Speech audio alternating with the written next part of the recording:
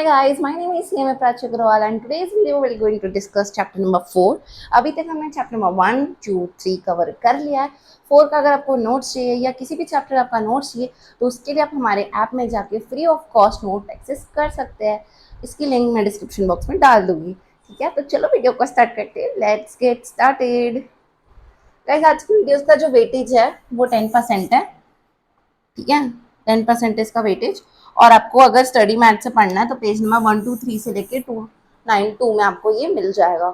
आज का जो टॉपिक हम पढ़ने वाले हैं ये 100% प्रैक्टिकल पोर्शन है। मैं इसको बहुत शॉर्ट में थ्योरी में आपको एक्सप्लेन कर दूंगी सो दैट अगर किसी भी हाल में थ्योरी क्वेश्चन भी अगर आ गया तो वो आपसे बन जाए।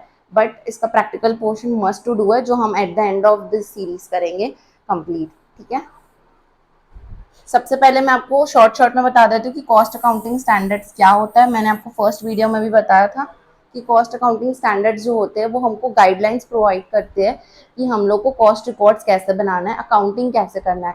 अकाउंटिंग का मैनेजमेंट करता है तो उनको ये गाइड करता है। ठीक है, बेसिकली एक स्ट्रक्चर प्रोवाइड करता है।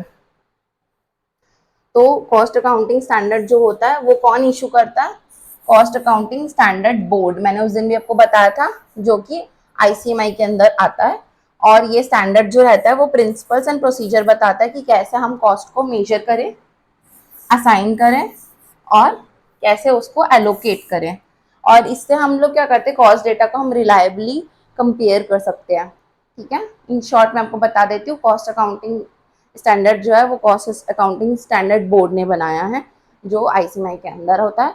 ये हमको बताता है कि हम कॉस्ट को कैसे मेजर करें ताकि हम उसको सही से कंपेयर कर सकें और रिलायबल डाटा निकाल सकें। देन ई बोर्ड को कैसे कंसिस्ट किया गया था ये बताती हूँ। तो जो बोर्ड है वो कंसिस्ट करती है काउंसिल में। काउंसिल जो है वो किसने बनाया है? इंस्टीट्यूट ने। ठीक है, ये फॉर्मुलेट करते हैं लोग स्टैंडर्ड्स, डेवलप करते गाइडेंस नोट कि कैसे हम गाइड करें, आइडेंटिफाई करते कि कहाँ पर ज़रूरत है और लास्ट में इशू करते हैं एड्रेसेस। ठीक है, इम्प्लीमेंट करते हैं। तो जो बोर्ड है वो 4 काम करती है। गाइडेंस प्रोवाइड करती है, ठीक है, स्टैंडर्ड को फॉर्मुलेट करती है, आइडेंटिफाई करती है कि कहाँ पे स्टैंडर्ड की ज़रूरत है और फिर एड्रेस करती है लोगों को कि कहाँ कहाँ पे हम इम्प्लीमेंट कर सकते हैं स्टैंडर्ड्स को। देन आगे बढ़ते हुए मैं आपको बताऊंगी कि स्कोप क्या है इसका। इसका स्कोप ये कि एक मेथड्स और प्रिंसिपल्स बताती है कि कॉस्ट को कैसे डिटरमाइन करें। स्पेसिफिक कुछ कॉस्ट होती है जो हमको समझ में नहीं आता कि कैसे उसको डील करना है, तो वो आप यहाँ स्टैंडर्ड पे जाके कभी भी देखोगे तो आपको मिल जाएगा कि वो स्पेसिफिक कॉस्ट का ट्रीटमेंट क्या होता है, हम कैसे अपॉर्शन करें और एलोकेट करें रिसोर्सेज को, वो हमको यहाँ से पता चलता है। And presentation and disclosure requirements हमको यहाँ से पता चलता है। हर यहाँ पे बहुत सारा हम आगे जाके पढ़ेंगे स्टैंडर्ड्स, उसके बारे में हमको डिटेल में पता चलेगा कि अगर मटेरियल है, लेबर है, यूटिलिटीज है तो उनका ट्रीटमेंट कैसे क्या चीज़ होता है। ठीक है, देन ये लिस्ट है पूरी की पूरी जो हमको लर्न करके जाना है। ये पूरी लिस्ट है हमारी 24 की। ठीक है, आपको तो पता ही होगा 1 से लेके 24 तक है हमारे अकाउंटिंग स्टैंडर्ड्स है ये। ठीक है, अकाउंटिंग स्टैंडर्ड्स है। इसके बाद हम ऑडिटिंग स्टैंडर्ड्स भी पढ़ेंगे, तो इसको हमको लर्न करके जाना है। नेम और नंबर, इसमें से प्रैक्टिकल क्वेश्चन ही आता है तो हमको नेम और नंबर एमसीक्यू के लिए याद करके जाना है। ठीक है, तो मैं आपको एक बार रीड आउट करके बता देती हूँ, आपको खुद से ही लर्न करना पड़ेगा। फर्स्ट है क्लासिफिकेशन ऑफ कॉस्ट, सेकंड है कैपेसिटी डिटर्मिनेशन, थर्ड है ओवरहेड, फोर्थ है प्रोडक्शन ऑफ कैप्टिव कंजम्पशन। मैं थोड़ा थोड़ा एक्सप्लेन कर देती हूँ ताकि आपको थोड़ा मजा आए। देखो, कैपेसिटी क्लासिफिकेशन ऑफ कॉस्ट में मतलब कौन सी कॉस्ट है उसको क्लासीफाई कैसे करना है। ठीक है, मटेरियल, ओवरहेड, लेबर क्या है। ठीक है, फिर कैपेसिटी देखना है, कोई फैक्ट्री है वो कितनी कैपेसिटी में काम कर सकती है, 20%, 80%, 50%, कितनी कैपेसिटी में।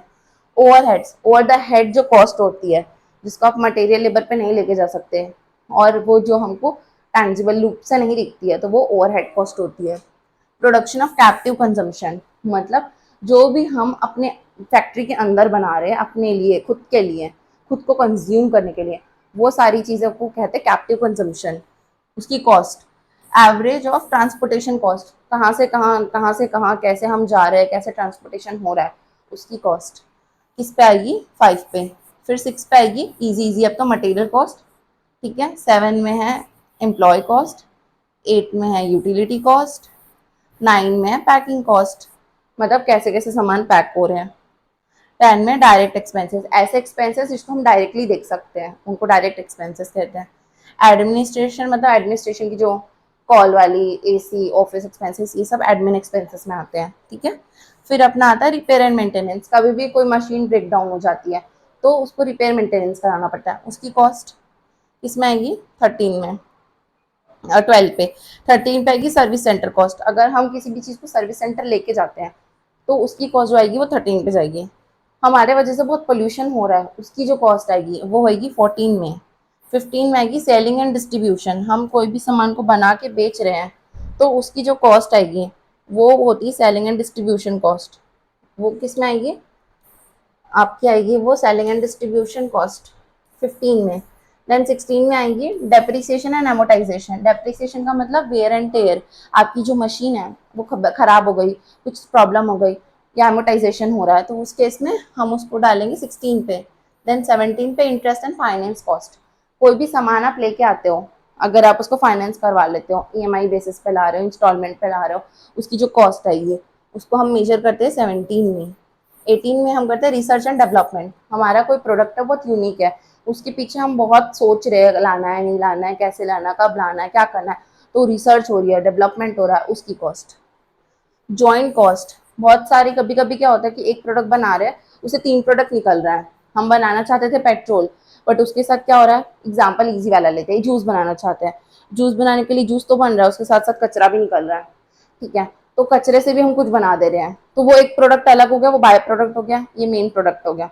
तो हमारा जो जॉइंट कॉस्ट है वो दोनों को मिलाकर जो एक कॉस्ट आई है उसको बोलते हैं जॉइंट कॉस्ट। इसका प्रैक्टिकल पोर्शन तो अपन इंटर में पढ़ते ही हैं। फिर royalty and technical know how.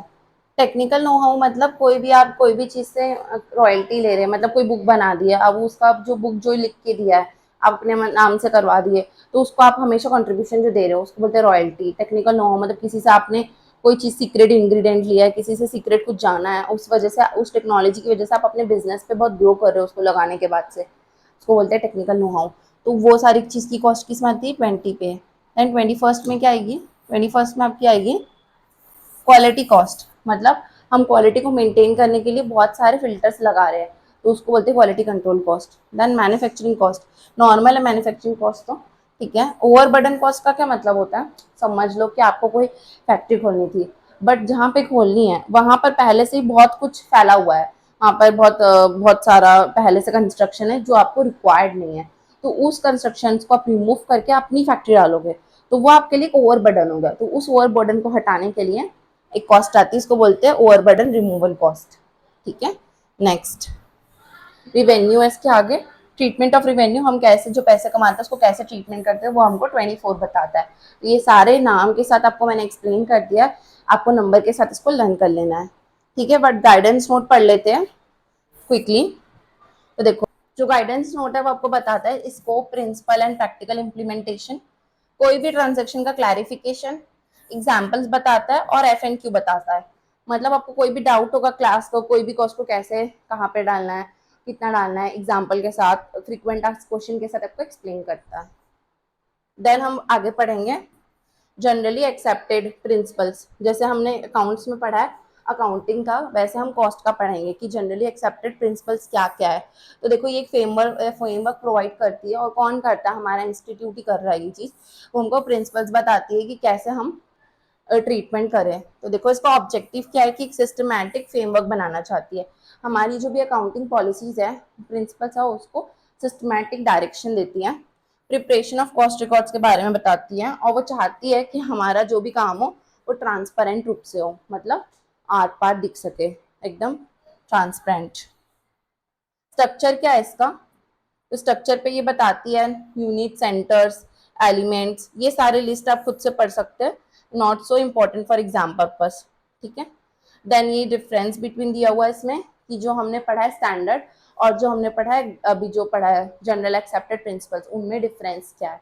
तो डिफरेंस ये कि एक प्रिंसिपल्स है जो कॉन्सेप्चुअल्स है, बट ये जो है ना ये स्टैंडर्ड्स है, ठीक है। ये जो है वो जनरल है, इसमें कोई स्पेसिफिकली चीजें नहीं दी हुई। स्टैंडर्ड में क्या, मैंने आपको 24 स्टैंडर्ड्स बताया, वो स्पेसिफिकली एक एक चीज पे डील करते हैं, वो कोई इन डेप्थ नॉलेज देंगे अगर कोई आप एक स्टैंडर्ड पकड़ोगे तो उसका, ठीक है। और ये क्या हम रिकमेंडेड कर सकते हैं, आप ऐसा कर लीजिए, आपको ऐसा करना ही पड़ेगा, तो रिकमेंडेशन एंड मैंडेटरी है, ठीक है। इसी के साथ ये चैप्टर खत्म होता है अपना। नेक्स्ट चैप्टर हम नेक्स्ट क्लास में डिस्कस करेंगे। आपको कोई भी रिलेटेड डाउट होगा तो आप पूछ सकते हैं कमेंट बॉक्स में। नोट्स को एक्सेस करने के लिए आप हमारा ऐप डाउनलोड कर सकते हैं। Thank you so much for watching this video and do share with your friends. Thank you, bye guys.